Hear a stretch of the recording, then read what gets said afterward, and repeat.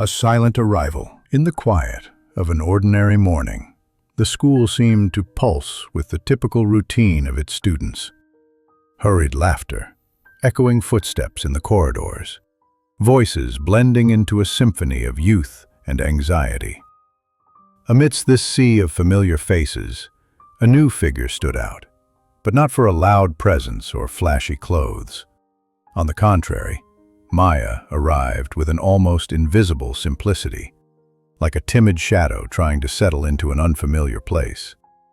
She walked slowly, her eyes attentive to every detail, every glance that crossed her path. There was no fanfare, no announcement, just the restrained sound of her delicate, almost furtive footsteps. Maya knew that, in that environment, being different meant carrying an extra burden, a weight she had carried for a long time. Her black skin, her carefully tied hair, her worn backpack, all of it seemed like a silent signature of someone who didn't belong in that world. At that moment, the school was more than just a building with classrooms. It was a stage where invisible dynamics unfolded, where power and status dictated who could breathe easily and who had to hide. Maya, in that setting, was an uncertain visitor, a new presence no one had asked for, and one that stirred curious glances, hushed whispers, and sometimes even veiled contempt. But Maya wasn't there to make noise. She didn't want to challenge or provoke. All she wanted was to find her place, even if it was a small, discreet space in the vast universe of the school. Her eyes reflected a mix of caution and hope, the hope that perhaps, in this new beginning, there could be a fresh start for her too. As she walked through the corridors, she could feel the weight of the stairs. Some students watched her with distrust, others with indifference, and a few with that curiosity that tries to understand without judging. It was a delicate game, where every step needed to be measured, every word thought out, so as not to draw more attention than necessary.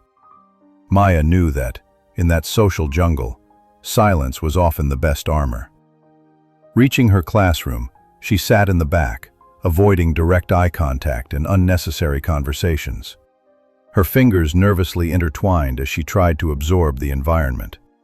The walls were covered with colorful posters, motivational phrases, and student work that seemed distant from her reality. Everything felt so strange, so far from the life she knew. But there she was, a small dot in that large picture, determined not to disappear. The teacher began the lesson with a welcoming smile, introducing Maya as the new student. Her name sounded low, almost like a whisper that barely reached most ears.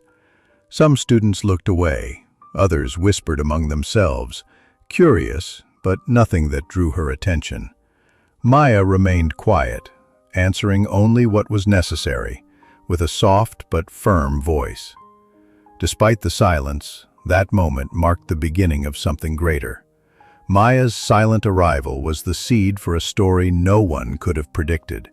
No one knew, yet, that behind that calm expression and reserved gaze, there was a powerful force. A story of courage, love, and protection that would forever change that girl's destiny. She wasn't just a new student. She was much more than she seemed. And at that moment, as the hours passed and the day slowly unfolded, Maya began to write her own chapter, a chapter that, despite fear and doubt, promised to be one of resilience and transformation. The first wounds. The following days seemed to repeat the same pattern. Maya entered school with cautious steps, always with her shoulders slightly hunched, as if trying to occupy the least amount of space possible. She learned quickly, not just the subjects, but also the silent rules of that place. Rules that were never written on paper, but that rigidly dictated who could smile in peace and who should remain silent. The first wounds didn't come with shouts or shoves. They came with silence. The silence of when Maya answered a teacher's question, and no one even turned their head to listen.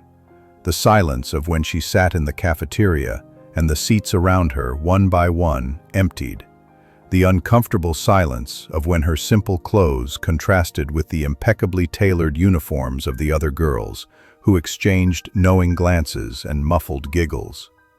There were no punches yet, but it hurt, and how it hurt. Luan, the popular kid at school, tall, confident, with that kind of beauty forced by arrogance, was the first to turn this disguised contempt into open provocation. He didn't do it out of necessity. He did it for sport. Maya was new, quiet, different, and for him, that was reason enough. The first time, it was a joke about her hair. "What did you wash that with? A steel wool pad?" he said, laughing loudly in the hallway. Some classmates tried to hide their laughter. Others just lowered their heads. Maya pretended not to hear. But inside, a crack was forming. The second time, he accidentally bumped into her, knocking her books to the floor. As she knelt to pick them up, he kicked one of her notebooks, sending it sliding down the corridor like a worthless piece of paper. "Oops, reflex, my bad." No one did anything. No teachers saw, or if they did, they pretended not to. Maya started arriving earlier, leaving later, and avoiding the main corridors. Every corner of the school became a minefield. The stairs followed her like invisible arrows, some sharp, others just heavy. But they all hurt. At home, she didn't tell. To Thomas, her father, she said everything was fine, that she was just tired from adjusting, that the students were different, but she'd soon get used to it. And he, trying to respect her space, believed her. Or perhaps he wanted to believe. The truth was, Maya kept everything to herself. She had learned early on that sometimes it's easier to swallow the pain than to explain why it exists, because words can't always convey the weight of being treated as invisible, or as something wrong. But the wounds kept accumulating. They weren't visible like bruises, but they were there, in her lowered eyes, in her forced smiles, in the words she no longer allowed herself to say out loud. One afternoon, while everyone was laughing at a viral video in the classroom, Maya opened her pencil case to grab a pen and found an anonymous note among her pencils. "If you disappeared, no one would miss you." She stared at the paper for a few seconds. She didn't cry. She didn't tear it up. She didn't tell anyone. She simply folded it, put it back, and took a deep breath. The first wounds are like that.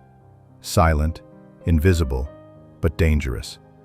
They pave the way for the next ones, those that not only hurt, but try to convince the victim that they deserve to feel pain. And there, in that room full of laughter that wasn't for her, Maya felt for the first time the world trying to erase her. But what no one knew was that she carried within her a light that even the cruelest contempt couldn't extinguish. The perfect target. In the jungle disguised as a school, Maya was the antithesis of everything that shone in that environment.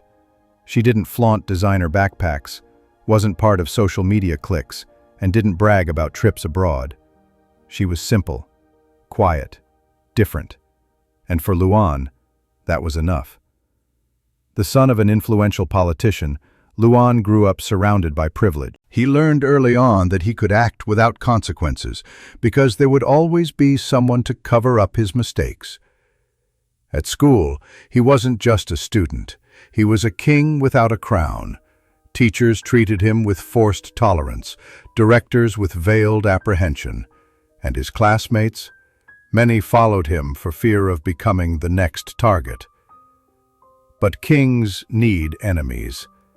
And that semester, Luan chose Maya. She was the perfect target. Quiet, new, without allies, and with an appearance he judged easy to ridicule.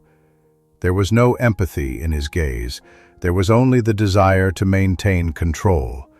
And in the school's social game, humiliating someone was, for him, the most efficient way to reinforce his throne.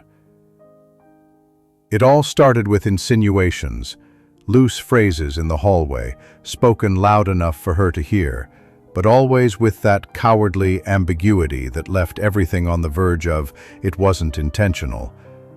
"Guys, be careful not to trip over the cleaning lady. Has the school turned into a shelter now? Does she even understand English, or does she only speak poverty?" Maya heard. She felt. But she remained silent. The problem was that silence, in Luan's eyes, was like a green light. He mistook dignity for weakness, and, like a predator before prey that doesn't react, he decided to advance. One afternoon, during art class, Maya presented a drawing she had made, a tree with deep roots and leaves shaped like eyes, a metaphor, perhaps, for how she saw the world. The teacher praised it, the students remained silent, and that's when Luan decided to attack publicly. "Wow, I thought it was a drawing of a broom. Suits her, right?" Muffled laughter echoed through the room. Maya looked at him, for the first time, not with anger, but with something deeper, disappointment, as if she had already expected that kind of reaction, but still had hoped for something different. The collective laughter gave Luan the dose of power he sought. This was what fed him, the feeling of control, the invisible applause of silent accomplices. On the way out, he went further. Along with two friends, he waited for Maya at the back gate. They feigned kindness, offered to help with her backpack, and when she refused, one of them took out his phone and started filming.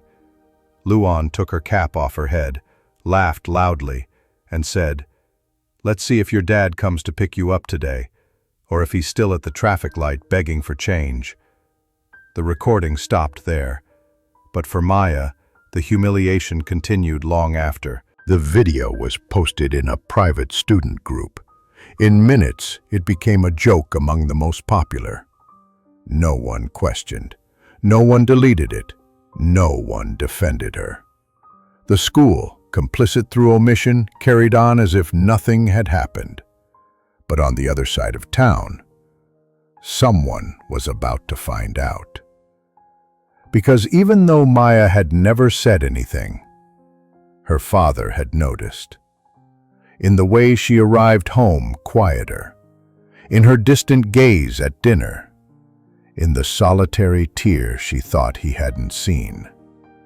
And the man everyone knew as General Thomas Walker now awoke as something even more dangerous: a wounded father.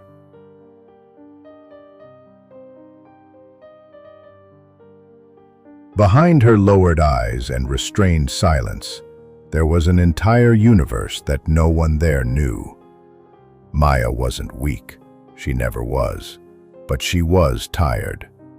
Tired of having to prove every day that she deserved to be where she was. Tired of swallowing provocations, enduring others' laughter, of being treated as a mistake in the midst of a system impeccably built to exclude.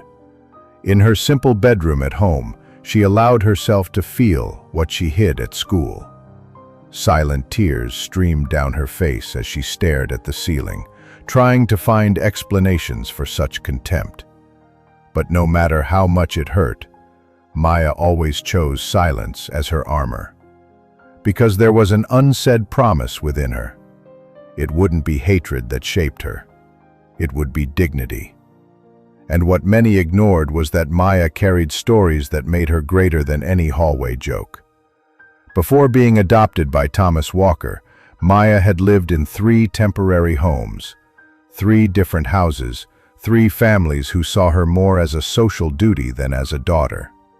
She was always the welfare girl, the one who ate separately, the one who wore donated clothes, the one who shouldn't get attached. But she did get attached. To the little she received, to the brief gestures, to the kind words that emerged amidst the coldness. And perhaps that's why she loved with such intensity, because she knew what it was like to live without affection. Thomas appeared in her life like a calm storm. A rigid man of few words, but with eyes that observed everything, including the pain she tried to hide. Unlike other adults, he didn't treat her as fragile or as a burden. He treated her as an equal, as someone who deserved to be heard. The day Maya first entered that house is etched in her memory with surgical precision. She wasn't impressed by the size of the house or the Medal of Honor he kept on the shelf. What truly made her cry was when he said, "You don't have to try hard to be loved here. You just need to be yourself." In that sentence, Maya found something she never had: belonging. And it was with this memory that she strengthened herself day after day, even when everything within her wanted to give up. On the hardest days, she wrote. In a notebook hidden at the bottom of her backpack, Maya jotted down thoughts, scribbled drawings, wrote letters to herself.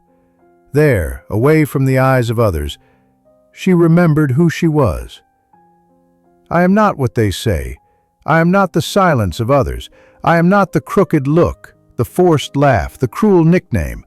I am the daughter of someone who chose me, and that makes me strong. She wrote this repeatedly, like a mantra, like a silent scream against everything that tried to diminish her. At school, she continued to smile discreetly, answer questions, trying to hold firm. But with each new blow, something inside her was being crushed. Not because she believed the cruel words, but because she didn't understand why no one else saw what she saw. She saw beauty in difference. She saw value in kindness. She even saw pain in Luan's eyes, the bullies. Because Maya didn't carry hatred, she carried empathy. And perhaps that was her greatest power. But even the strongest soul has a limit. And when that video began circulating among the students, with laughter, comments, mocking emojis, Maya didn't cry. Not at that moment. She just closed her notebook, put it back in her backpack, took a deep breath, and kept walking. The world seemed to crumble inside her, but she was determined. No one would see her pain. What she didn't know was that her father had already seen it, and that, from that moment on, the tables would begin to turn.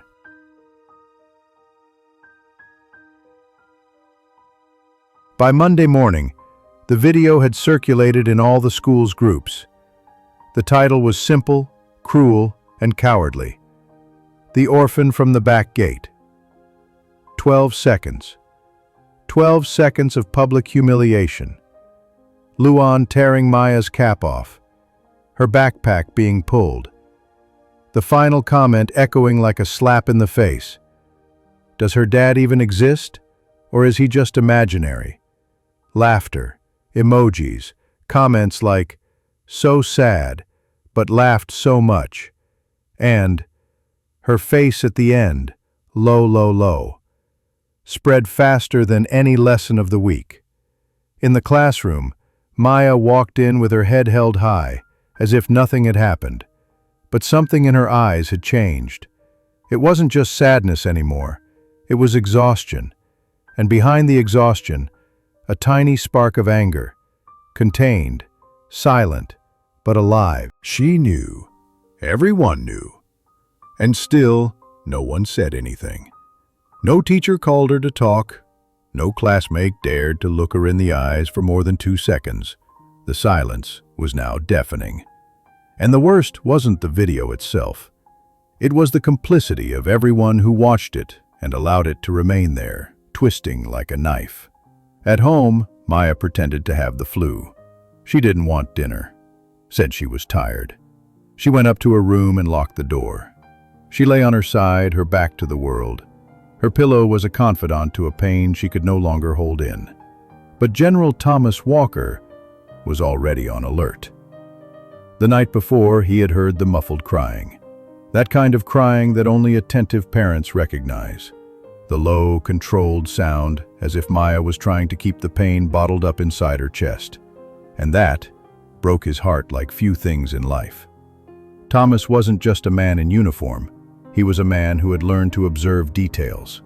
The subtle slump in Maya's posture, the shorter smile, her eyes avoiding contact. Everything screamed at him, even in her silence. That afternoon, seeing his daughter come down for a drink of water, he calmly faced her and asked firmly, "Maya, is something happening at school?" She hesitated, lowered her eyes, shook her head, almost automatically. "No, Dad, just tired." He didn't press, but at that moment, something inside him stirred. Later, while she slept, Thomas went to his computer. He opened the school's parent and guardian group. He searched keywords, he scoured student forums, and then he found the video. When he pressed play, the 12 seconds felt like an eternity. Every word, every laugh, every cruel gesture was like a punch to his soul. The soldier's blood boiled, but the father's heart burned. He closed his laptop. He sat in silence for a long time, his eyes fixed on nothing, as if he was already calculating his next move. Because to the world, Thomas Walker was a retired former general, discreet, a widower, and who rarely got involved with the school. But to those who truly knew him, he was a strategist, and when someone hurt what he loved most, he didn't attack with violence, he attacked with precision. The next morning, Thomas put on the blazer he hadn't worn in years. He put on polished leather shoes, and he walked to the school with the firm stride of someone who didn't come to ask for explanations, but to demand accountability. And at that moment, the tables would begin to turn. The father appears. It was a typical morning at school. Students arrived in droves, backpacks on their backs and headphones in their ears, shuffling through the corridors like post-weekend zombies. For the teachers, just another day. For the principal, another meeting. For Luan, just another chapter in his silent reign of intimidation. But on that day, something was different. At 7:43 a.m., a black car pulled up in front of the main entrance. It wasn't the luxury model flaunted by wealthy students' parents. It was sober, discreet, but the man who stepped out of it did not go unnoticed. Tall, imposing, wearing a perfectly tailored dark gray blazer with military precision. Firm steps, a sharp gaze, a posture as straight as if he were ready to command a battalion. This wasn't just a father arriving at school, it was the presence of authority. Thomas Walker walked through the gates without asking permission. The receptionist tried to stop him, but he went straight to the point. "I need to speak with the principal. Now." His voice was deep, yet calm, but there was a tone impossible to ignore, a mix of command and threat, as subtle as it was dangerous. In less than 5 minutes, he was in the principal's office. The principal, a man who until then prided himself on the comfortable neutrality he maintained between students and influential parents, paled upon seeing who stood before him. "Mr. Walker, we weren't aware there was a problem with Maya." Thomas didn't shout. He didn't raise his voice. He simply opened the laptop he was carrying and played the video. The silence that followed was deafening. "This was filmed here, posted by students of this school, and watched by dozens, and you did absolutely nothing." The principal swallowed hard. He tried to argue. "We are investigating, but we don't always have access to the groups." Thomas cut him off with a look. "You didn't want to see, because it's easier not to get involved when the victim is a quiet black girl with no politician's last name. But she does have a last name. Mine." The last sentence dropped like a bomb in the room. Outside, the murmuring had already begun. The presence of that imposing man had spread through the corridors. Students whispered, teachers watched from the windows, and Maya, still in the classroom, had no idea what was happening, until the door opened, and her father appeared.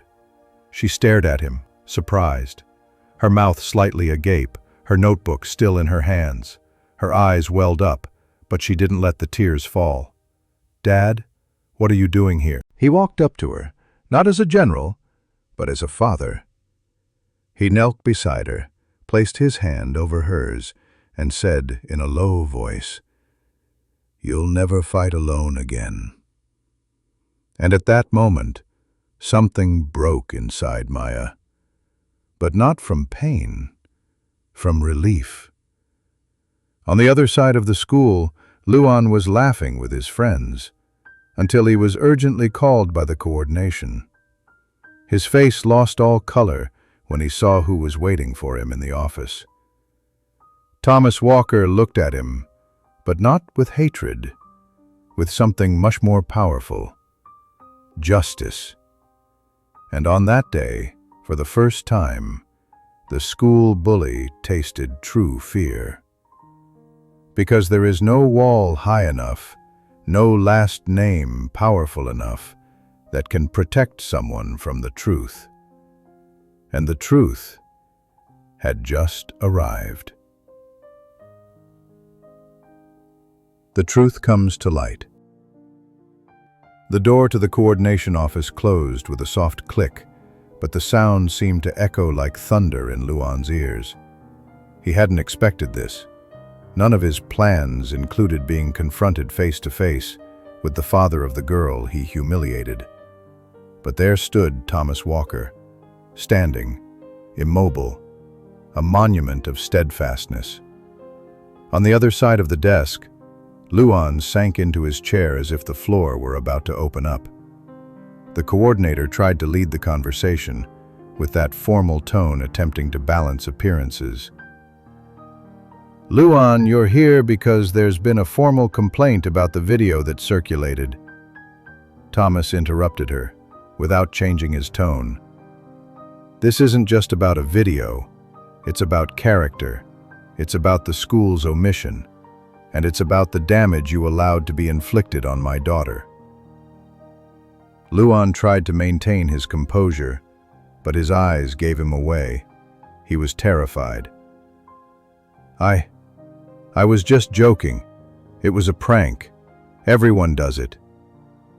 Thomas leaned slightly forward, his gaze now more penetrating than ever. "Do you know the difference between a joke and a cruel attack? With a joke, everyone laughs, even the person involved. Now tell me, Luan, did Maya laugh?" Silence. "She cried," Thomas completed, his voice choked but firm.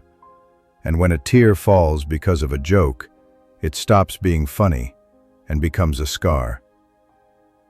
The coordinator intervened, promising disciplinary measures, parental summoning, psychological support. Beautiful words that seemed stiff, protocol-driven. But what Thomas wanted there wasn't revenge. It was respect, dignity, recognition. On the other side of the school, Maya walked to the courtyard, unaware that, at that moment, the walls of impunity were beginning to crumble. Classmates who had previously averted their gaze now watched her with a different posture. She was no longer just the isolated girl.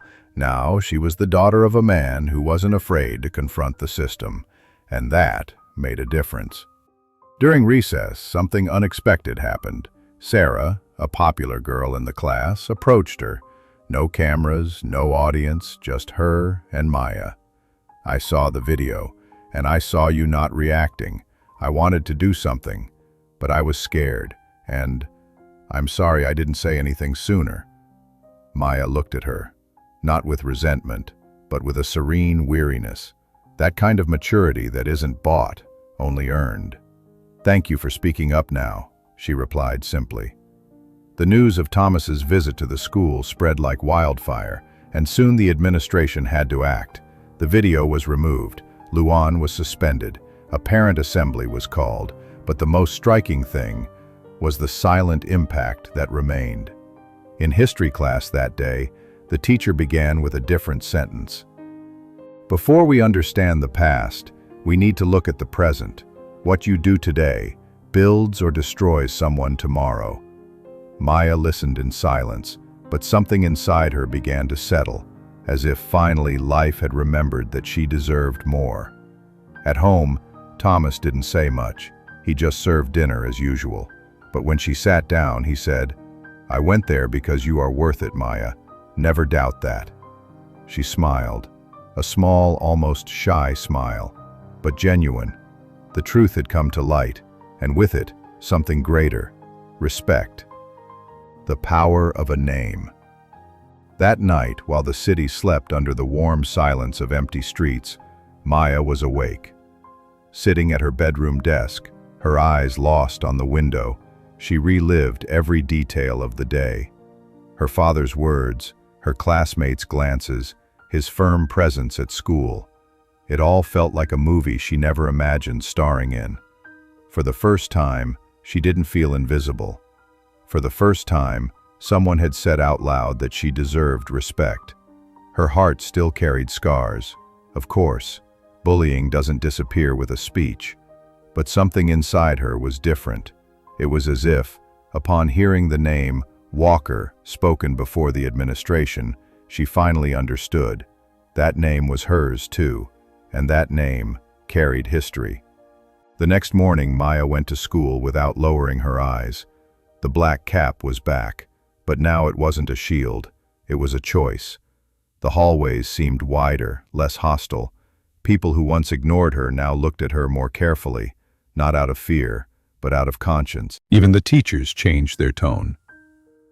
In English class, when she answered a complex question with precision, the teacher praised her loudly. "Very good, Maya. Excellent analysis." And for the first time, no one laughed. No one mocked. Luan still hadn't returned. His 3-day suspension had temporarily removed him from school, but the damage was done, to his reputation, to his classmates' trust, and perhaps, for the first time, to his own conscience. His arrogance had been exposed. And now, everyone knew. During recess, Maya was called to the library. A woman with gray hair and large glasses waited for her with a serene smile. "Maya, can I show you something?" She led her to a discreet display in a corner of the library and pointed to a small laminated news clipping hidden among old articles. General Thomas Walker honored for rescue operation and humanitarian mission. Maya read the article in silence. It was about her father years ago, when he was still commanding troops abroad. He had saved children. He had literally carried one of them in his arms under crossfire. The photo showed him still young in his dusty uniform, holding a little girl. His gaze was the same. Firm, protective, immense. "Your father is an admirable man, Maya, and you are his daughter. That's also part of who you are." She swallowed hard. For so long, she thought her story was just a series of losses. Her mother, who died young, the silence surrounding her past, adjusting to her adoptive father. But now she understood there was a legacy there, not of blood, but of worth. At the end of the day, Maya wrote her name in her notebook like never before. Maya Walker. And she smiled. The principal announced that the school would promote an anti-bullying awareness week, with debates, discussion circles, and workshops. For the first time, Maya was invited to speak. She hesitated, but her father from across the room nodded with his gaze. When it was time to go on stage, her hands trembled. But as she took the microphone, she took a deep breath and said, "My name is Maya, and for a long time I thought I needed to be invisible to survive. But today I understood that my voice matters and that no one at all, has the right to diminish who I am." Silence, and then applause, genuine applause. In the audience, Thomas Walker simply smiled, his eyes welling up. Because there, before everyone, it wasn't his name that was making a difference. It was her, Maya. The strength didn't just come from the father who raised her with courage. The strength now came from her. When justice becomes an example. The news of Maya's speech at the school assembly spread beyond the school walls. Someone recorded a segment of her address, and the next day the video was already circulating on local social media. In less than 24 hours, she went from the girl who suffered bullying to the student who turned things around. But none of it went to her head. Maya wasn't seeking fame. She just wanted to exist without fear. And somehow she now felt that was possible. The school, once indifferent, began to stir. The changes weren't just cosmetic. It wasn't about colorful anti-bullying posters hanging in the hallways. Now there was listening, there was dialogue. The principal created a student committee to discuss issues of inclusion, respect, and representation. And to many surprise, Maya was invited to lead the group. She hesitated. Being heard in a crowded auditorium was one thing. Being heard weekly, debating real problems, required more courage, more preparation. But deep down she knew running away was no longer an option. And so she accepted. At the committee's first meeting, only 7 students showed up. But among them were unexpected names. 2 of the classmates who had laughed at her in the video. A shy new student, a boy in a wheelchair who almost never spoke in class, and even Sarah, the popular girl who had apologized. Gradually, those meetings became a safe space, different people listening to each other, learning to respect one another. The change was slow, but real. Meanwhile, Luan returned to school. No one greeted him with applause, nor with boos, only with the heavy silence of those who had seen his mask fall. He walked alone now, quieter, more reserved. He avoided making eye contact, not because he was hated, but because perhaps he was beginning to understand the harm he had caused. One of those days he crossed paths with Maya in the hallway. She was getting books from her locker. He walked past, stopped, and then turned back. "Hey," he said, without looking at her. "I saw what you said on stage. You were brave, and I was an idiot." Maya looked at him. She didn't answer immediately.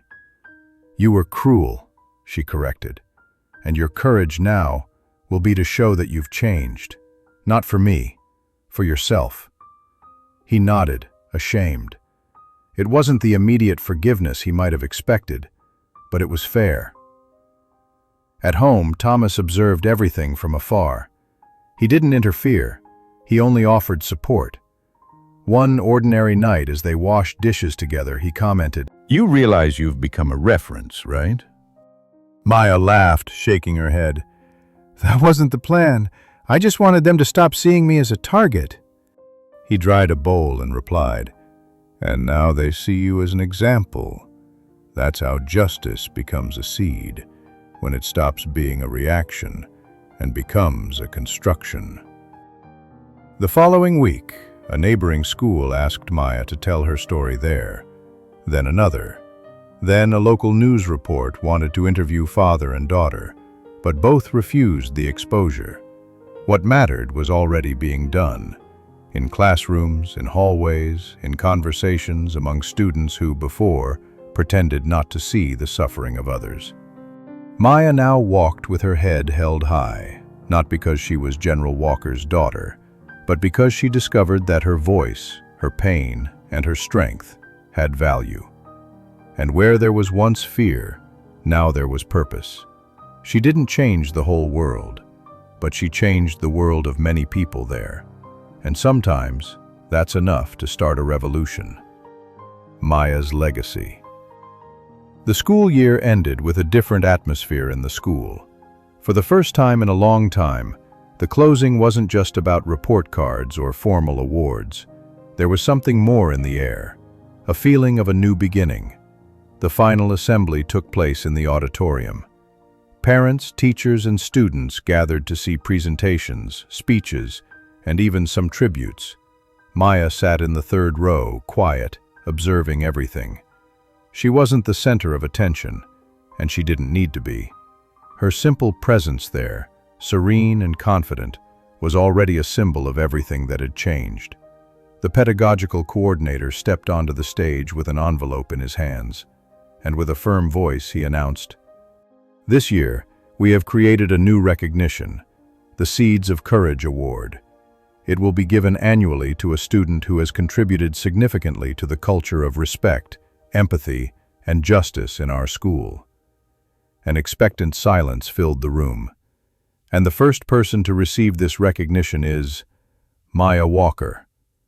The auditorium erupted in applause, but these weren't perfunctory claps. They were sincere, warm, from people who witnessed that girl's journey, from those who had been silent and learned, from those who had mocked and changed, from those who watched in silence a girl transform pain into action. Maya walked to the stage with firm steps. She received the certificate, but said nothing into the microphone. She simply looked at the audience and gave a slight nod. Sometimes, you don't need to speak when your story is already spoken for you. On the way out, a simple scene marked that day forever. A small girl from the 6th grade, black like Maya, with braided hair, ran up to her and said, "I want to be like you when I grow up." Maya knelt down, held the little girl's hands, and replied with a smile, "Be better." That phrase echoed in her head on the way home. It was simple, but it carried everything she now believed. She didn't want to be a pedestal. She wanted to be a stepping stone. And she knew that, for many children like that, having a role model was the beginning of everything.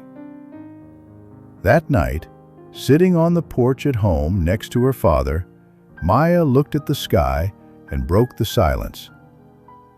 "I never thought my name would carry any weight." Thomas Walker, with a mug of tea in his hands, replied, "Names only have power when we give them meaning, and you gave yours a meaning that no one can erase." She leaned her head on his shoulder and smiled. It wasn't about what she had suffered anymore. It was about what she had built. The following year, Maya was invited to participate in a state project on combating bullying. Her speech became a reference. Other young people began to tell their stories inspired by her courage. That school changed. But more than that, Maya changed the way many people looked at themselves. She wasn't just the general's daughter. She wasn't just the victim of the video. She wasn't just the black girl at school. She was Maya Walker, a name now etched on the school's walls, not as a reminder of pain, but as a symbol of transformation. And, more than any recognition or medal, she carried a legacy. The legacy of showing that even the most muffled voices can become thunder, that truth can rise with tenderness and firmness, and that being heard is just the beginning of being respected. Because when a girl finds her voice, the whole world needs to listen.